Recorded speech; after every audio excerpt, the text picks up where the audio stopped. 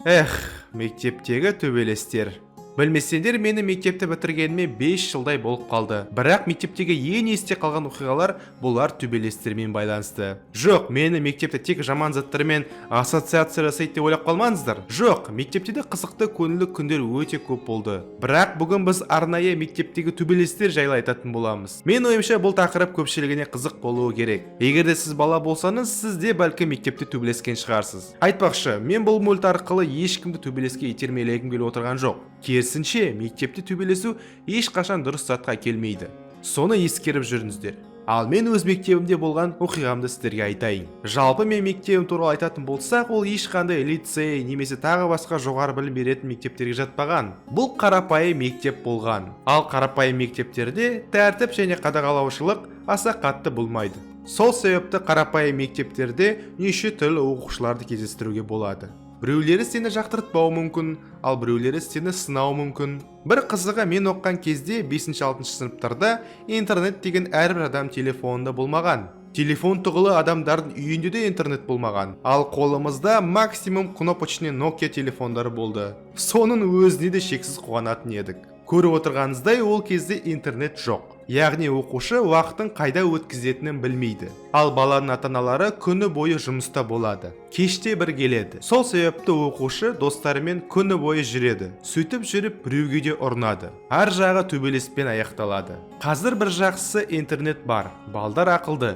Қазір төбелестер біздің кезге қарағанда көп болмайды. Көп болмайды деп ойлаймын. Мен өзім жалпы ешкімге ешқашан мектепте ұрынбайтынмын. Керісінше маған біреулер келіп тиісе беретін. Білмеймін не үшін, бірақ ол кезде балдар қасына келіп, неше түрлі сұрақтар қойып адамды сынағанды жақсы көретін. Ал мен болсам ондай сұрақтарға дұрыс жауап бере алмайтынмын. Сол себепті диалогтың соңы төбелеспен аяқталатын. Төбелестен мен жақсы болдым деп те айта алмаймын. Көбіне таяқ жеп алатынмын. Бірақ ең бастысы, өзімнің де бір-екі соққымды беріп үлгеретінмін. Жеңілуімнің де себебі бар негізінде. Өйткені мен 5 жастан 1-ші сыныпқа барғасын, мен көбінен кішкентай болатынмын. Бәлкім соның кесінен көп ұтылған шығармын. Өзімнің сыныптастарыммен де бірнеше рет төбелескенмін. Өйткені олардың ішінде де өзінше болғандар болды. Менің жуас болып жүргенімді көргесін көбі өзіне көп ала бастайды. Алайда кейін мен де өз мінезімді көрсете бастағасын, олар да маған қарсы шығудан бас тартады. Сонымен қатар есімде бар. Үйге неше түрлі соққыдан алған жаралармен келгенде, анама жай ғана құлап қалдым деп айтатынмын. Білмеймін, ол кезде ананы сені ұрып кеткенімді айтып қою позор болды. Иә, бір түрлі кездерде өмір сүрдік. Менің Әлішер деген жан досым болғанын сіздер білетін шығарсыздар. Тек сол досымен ғана біз ешқашан төбелесіп көрмегенбіз. Енді ойнап төбелескен шығармыз. Бірақ шынайы ешқашан болмаған. Шынайы болса мен оны айырып жіберетін еттім. Дейсің. Енді одан тұлсам позор енді. В общем, бұл оқиғаның түйіні төбелеспеңдер. Конфликт болып жатырса, барынша сөзбен шешуге тырысыңыздар. Сол төбелестің кесінен менде біршама комплекстер, психикалық проблемалар болды. Бірақ жақсысы денім сау.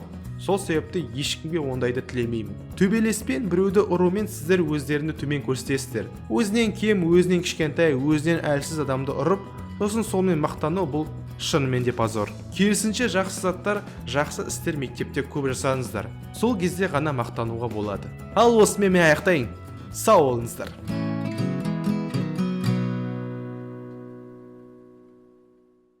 Нұрлан, қазір барлық оқушылар үйде дистанционкада. Сен қайдағы төбелестерді айтып отырсың? Олар интернеттен смайликпен төбелеседі қазір. Seriously?